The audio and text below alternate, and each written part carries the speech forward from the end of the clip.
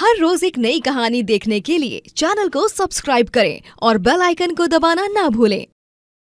TV रख के पास पागल हुई सास। आजकल वर्मा जी की पत्नी देवकी जी केबल पर रियलिटी शोज देख देख कर बहुत कुछ सीख रही हैं। जैसे आज तो वो सुबह सुबह बेसुरे आलाप ले रही हैं। सारे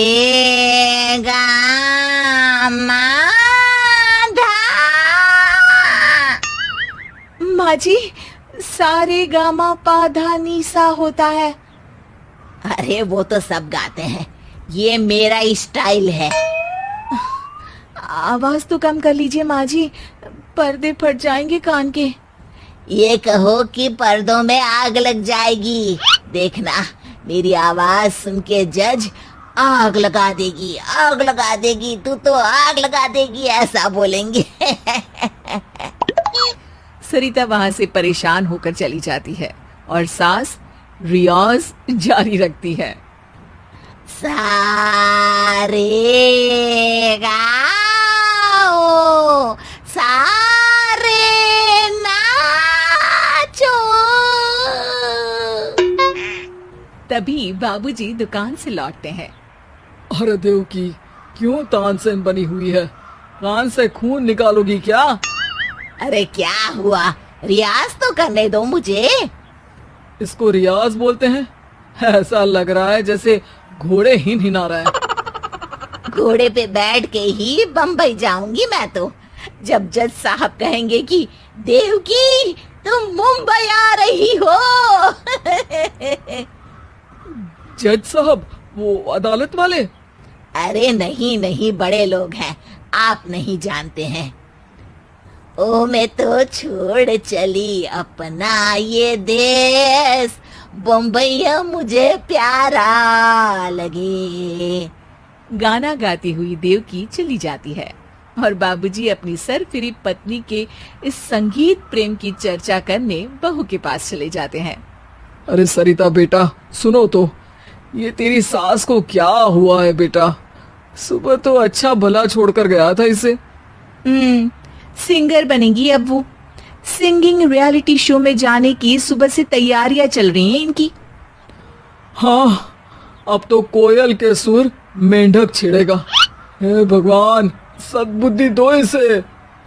इधर बाबूजी भगवान को कहते हैं और उधर राधा रानी प्रकट हो जाती है, देवकी की मोहल्ले की सबसे पक्की दोस्त। क्यों री देवकी, काहे इतना गला फाड़ रही है? कोई चीखने चिल्लाने का कंपटीशन है क्या? अरे ये देख, नया सिंगिंग शो, मैं भी गाऊंगी, हिंदुस्तान के दिलों की धड़कन बनूंगी।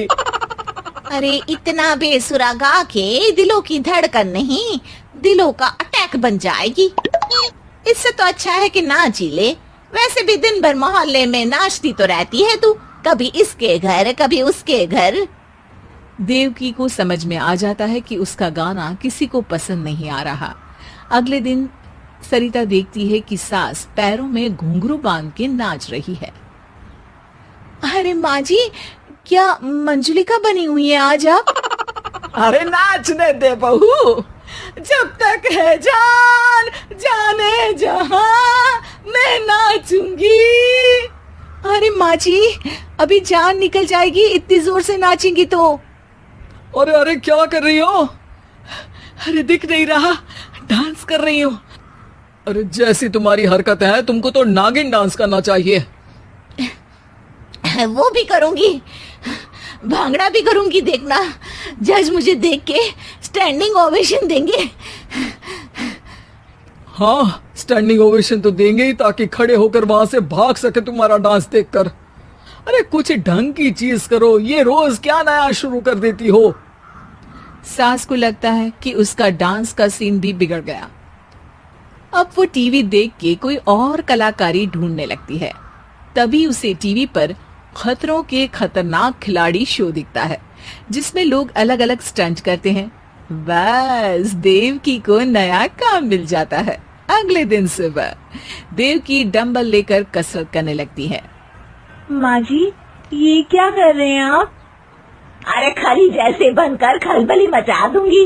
कल मैंने खतरों के खतरनाक खिलाड़ी देखा और सोच लिया कि मुझे वही जाना है। हाँ बस। तभी वहाँ बाबूजी भी आ जाते हैं। अरे इतना भारी डंबल, अरे गिर मत जाना कहीं लेकर। अरे चुप करो, तुमसे कुछ नहीं होता इसका मतलब ऐसा नहीं कि मुझसे भी कुछ नहीं होगा। मैं तो खतरों के खतरनाक खिलाड़ी में जाने वाली हूँ। हाँ मैं तो इस शो में तभी गया था जब तुमसे शादी हुई थी। तुमसे शादी करना भी खतरों के खतरनाक खिलाड़ी में जाने से कम थोड़ी ना। अब चुप भी रहिए।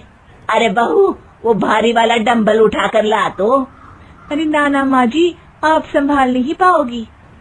अरे मैंने टीवी में देखा था, एक आदमी कार उठा लेता है, इतना तो मैं उठा ही सकती हूँ ना। बहू घबराते हुए भारी वाले डंबल माँ के हाथ में दे देती है। जैसे ही माँ दोनों हाथ ऊपर करती है, पूरे शरीर का बैलेंस बिगड़ जाता है और वो पीछे की तरफ गिर जाती है। डंबल जाकर टीवी में लगता है और टीवी फूट जाती है। माँ जी, उठिए माँ जी। बाबूजी बहुत तेज हंसने लगते हैं। बाबा बाबा, टीवी और बीवी दो टेंशन थे मेरे, आज एक कम हो ही गया। बहू भी सास को उठाते उठाते इस बात पर ताली बजाकर हंसने लगती है और देवकी फिर से गिर जाती है। और इस बार देवकी भी अपनी बेवकूफी पे हंसी रोक नहीं पाती।